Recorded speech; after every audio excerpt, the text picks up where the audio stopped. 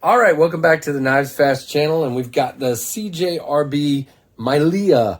Hope I got that right this time. I was told I got it wrong in my unboxing, so there we go. Say hi to Ren and Stimpy, and let's roll. This is from CJRB Artisan by way of the Black Widow Pass-Around Group. Thanks, Justin, the knife dude. So let's jump right in.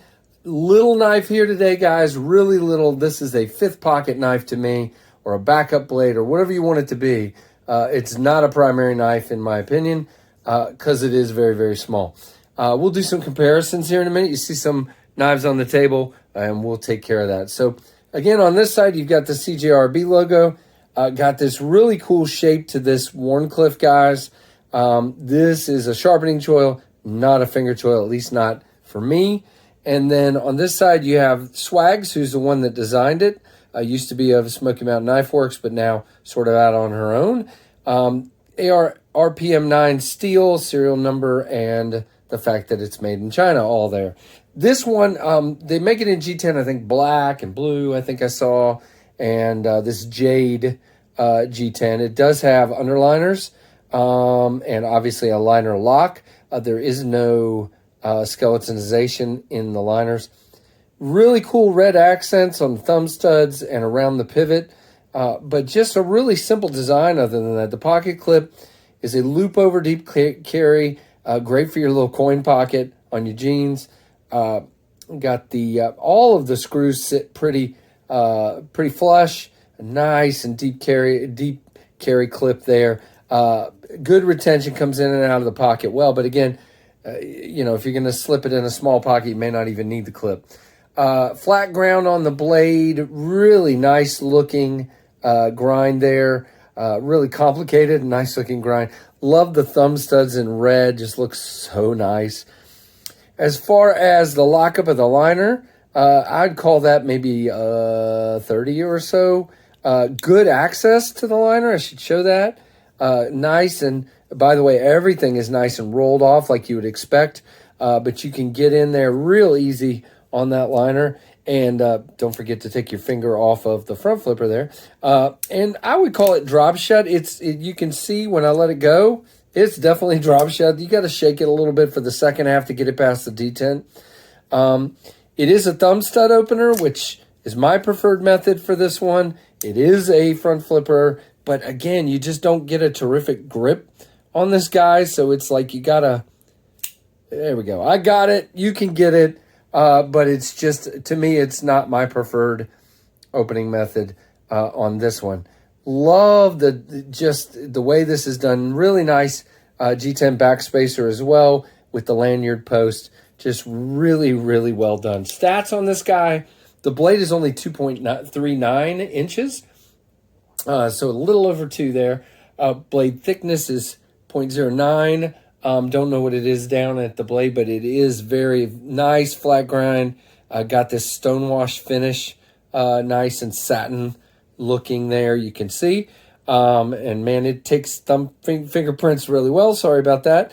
And so it is the AR RPM 9 steel for what this knife should be used for, which is just a utility knife to be used for opening a quick package, cutting off a loose string on your clothes, maybe cutting off a zip tie or something like that. This, opening a package, cutting paper, whatever, is great. 2.29 ounces, really, really light, but you would expect that. Again, the overall length is 5.51 and the close length is 3.14. So what does that mean? A very small grip, guys. Again, I can get up here. The jimping is actually useful on this one. It's in the right place. It locks me in really well. You could really, if you wanted to, use this with just 2 fingers, but you can fit a third. 4th one's just dangling, but that's okay. For what it's used for, even basic whittling if you had to, which I wouldn't recommend. This wouldn't be my first choice because I'd have another knife in my pocket, but you can definitely get locked in and no problem to be safe in cutting open a package or whatever. There are no hot spots. There's nothing like that. There is, again, for those of you that want a little more for that finger to grab onto, you can put a lanyard on here and go from there. So let's do some comparisons. I'm going to move the box out of the way over here. and do some comparisons. So this is the Burnley Design CRKT Squid. So we'll go pivot to pivot here, and you can see that they're pretty close to the same. The Squid might be ever so slightly longer because of the way the lanyard sticks out. The lanyard hole spacer there, back spacer, sticks out. But they're pretty close. So let's move him up. This is the Spyderco Ambitious. And I'm just trying to give you guys ones that you may have seen. I don't do comparisons all the time, but I thought it was good for this. A little bit bigger on the blade, a little bit bigger on the handle for the Ambitious. All right, we're going to keep sliding these up. This is the CRKT Bev Edge, which is one of my favorite fifth pocket or backup knives.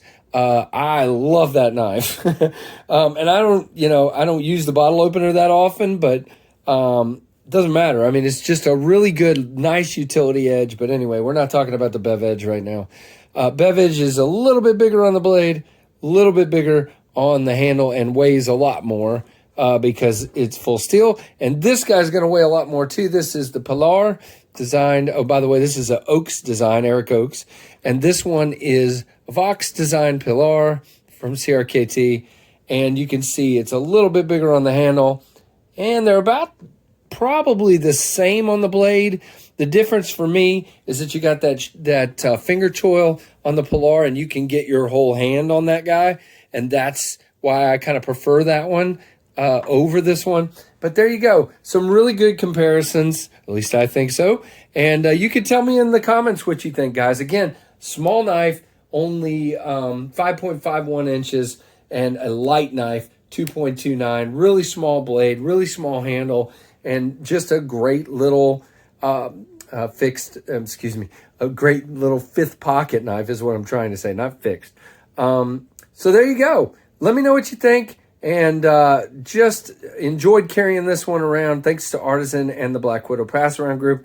And guys, thanks for watching the KnivesFAST channel.